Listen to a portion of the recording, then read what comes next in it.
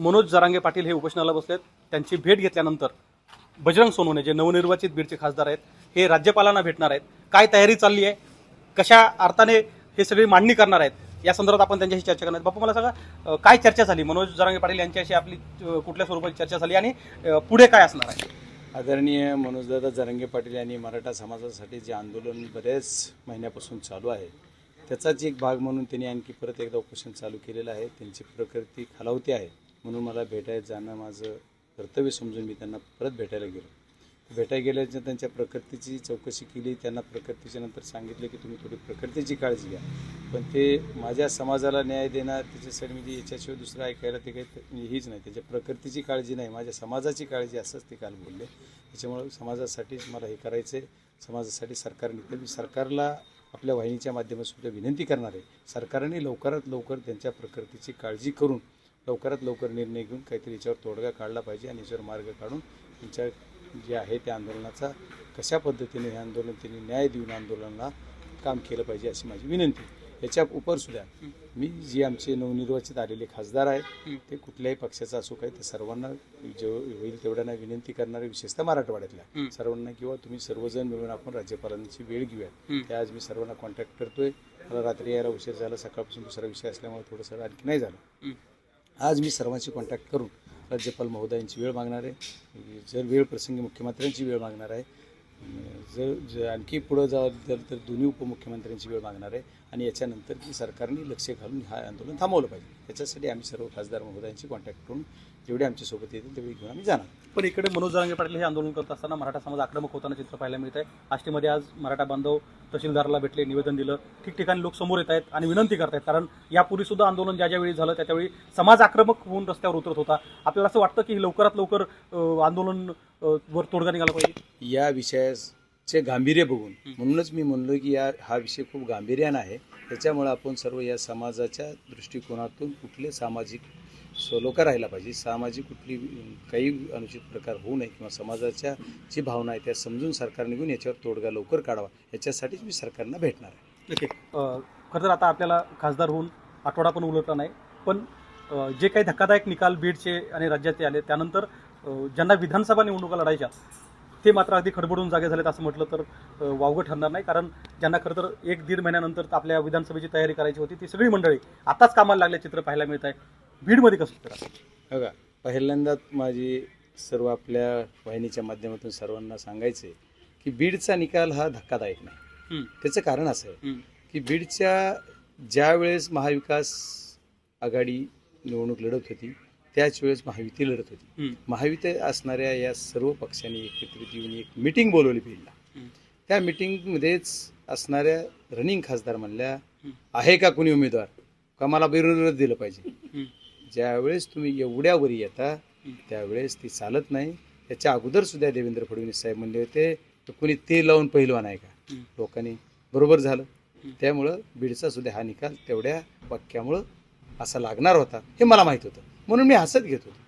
म्हणजे तुम्हाला मित्रांनी मदत केली असं वारंवार सांगताय, पण हे लोकांना कळत नाही की तुम्ही एकीकडे धनंजय मुंडेंचे आभार मानताय, दुसरीकडे सुरेश धस यांचे आभार मानताय. नेमकं काय आहे? बघा, मी कुणी मदत केली असं बोललो का? मी ह्यांचे आभार मानले. कसे आभार? कसं आभार मानाय काय? कोणाचे कुणी आभार मानते? यांनी मला शुभेच्छा द्यायला पाहिजे होत्या. पालकमंत्र्यांनी कुठंतरी ट्विट केले म्हणते, ते काय मला जास्त नाद नाही त्याचा, कळत बी नाही मला.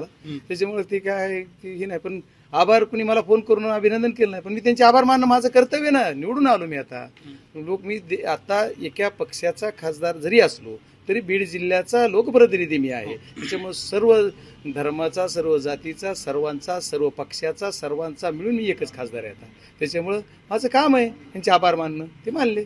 मग तसं मग माझे मित्र दुसरे जे आहेत पहिले खरे अगोदर मित्र आहेत माझे, खरे मित्र कोण म्हणून म्हणतोय माझ्यावर टोक्यावर शिक्का मारला सुरेश धस माझे मित्र. त्यांचे मी आदरणीय सुरेश अण्णांचे आभार मानतोय. मी आभार का मानतोय त्यांनाही कळते मलाही कळते. आता ज्यावेळेस जनतेला कळायची असेल, अपेक्षा असेल कुणाची, तर त्यांना विचारा तुम्ही, मला कसं माहिती. नक्की. पण 6 विधानसभा मतदारसंघाबद्दल बोलत नाही मी. बघा, परवा जी नगरला पक्षाचा आमचा 25वा वर्धापन दिन साजरा झाला त्याच्यामध्येच बोललो की बीड जिल्हाच नव्हे मराठवाड्यातल्या जेवढ्या जागा राष्ट्रवादी काँग्रेस शरदचंद्रजी पवार पक्ष लढणार त्याच्यातल्या कमीत कमी 85% निकाल आम्हाला घेऊन आदरणीय पवारसाहेबांचा जन्मदिवस साजरा करायचा आहे. ही आम्ही आमच्या याच्या पक्षाचा जन्मदिन साजरा करण्याच्या दिवशीच पवारसाहेबाच्या जन्मदिवसाची आम्ही संकल्पना आमच्या मनात मांडलेली. त्याच्यामुळे तुम्ही ती चिंता करू नका. चिंता नाही केली पाहिजे, पण चिंता यासाठी होते की ज्या जिल्ह्याचं स्ट्रक्चर असं आहे की एक काळ असा होता की जिथे राष्ट्रवादीचे राज्यात सर्वाधिक आमदार होते, एक काळ असा होता की राज्यामध्ये सर्वाधिक भाजपाचे आमदार ज्या जिल्ह्यातून आले होते तो हा बीड जिल्हा आहे. आता जरी निकाल हा धक्कादायक आमच्या मते असला तरी इथं असलेली ताकद, इथं असलेले भारतीय जनता पार्टीचं बळ, विधानसभा निहाय बोलतो मी, विशेषतः तुम्ही जिथून येत आहे त्या केज विधानसभा मतदारसंघामध्ये असेल, आष्टी विधानसभा मतदारसंघामध्ये असेल अथवा परळी विधानसभा मतदारसंघामध्ये जिथून धनंजय मुंडे येतात, तिथे काय स्ट्रॅटर्जी असेल? बघा, स्ट्रॅटेजी काय असेल हा भाग ज्या त्या वेळेचा आहे. स्ट्रॅटेजी तयारी सुरू झाली नाही, ओपन करायची नाही. तयारी 100% निकाल लागला न आमची ज्या दिवशी काउंटिंग झाली, वोटिंग झाली, काउंटिंग जाऊ द्या नंतर वोटिंग झाली त्या दिवशी विधानसभेच्या तयारीला लागलो त्यांनी. असं काय ते, आणि जे पराजयाचा विचार न करणारा बजरंग सोनवणे प्रत्येक वेळेस स्वतः असते झाला जरा खेळ म्हणून खेळायचं, आणि आता हे खेळ म्हणून खेळायचं आहे आम्हाला. आणि तुम्ही जे बोललात की भाजपचा कधी गड राहिला, कधी राष्ट्रवादीचा राहिला, ते बरोबर आहे. बीड जिल्ह्यातली जनता हुशार आहे. एकदा एकाला मॅन्डेट देते, एकदा दुसऱ्याला देते. आता सुद्धा मागच्या वेळेस राष्ट्रवादीला दिलता, पण आता ती भाजप बरोबर गेले. त्याच्यामुळे आता लोक नाही, आता मॅन्डेट राष्ट्रवादीलाच असणार आहे. त्याच्यामुळे काही चिंता करू नका. आणि कुणी किती बी काय करू द्या, ह्यांचा पराजय निश्चित आहे. मी पहिलेही सांगत होतो बघा, मी तुम्हाला म्हणतो होतो आमच्या मित्राला एवढी घाई झाली पंकजाताईचा पराजय बघायचा. आजही सांगतो की आता बघा काय होईल.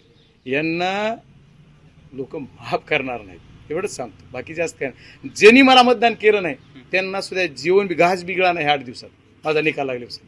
त्यांना वाटतं आपण चूक केली. नक्कीच, आता पण त्यासाठी 5 वर्ष वाट बघावं लागेल. आपण खासदार झाला आहेत, तुम्हाला आता विधानसभेसाठी शुभेच्छा. आपण बघताय की राज्यामध्ये एकीकडं धक्कादायक निकाल लागल्यानंतर सगळेच पक्ष आपापल्या कामाला लागल्या चित्र पाहायला मिळत आहे. त्यात बजरंग सोनवणे दावा करतायत की राष्ट्रवादी काँग्रेस जेवढ्या लोकांना या निवडणुकीमध्ये उतरेल त्यांना आम्ही निवडून आणू. गोविंद शेळके, एबीपी माझा, केज, बीड. एबीपी माझा, उघडा डोळे बघा नीट.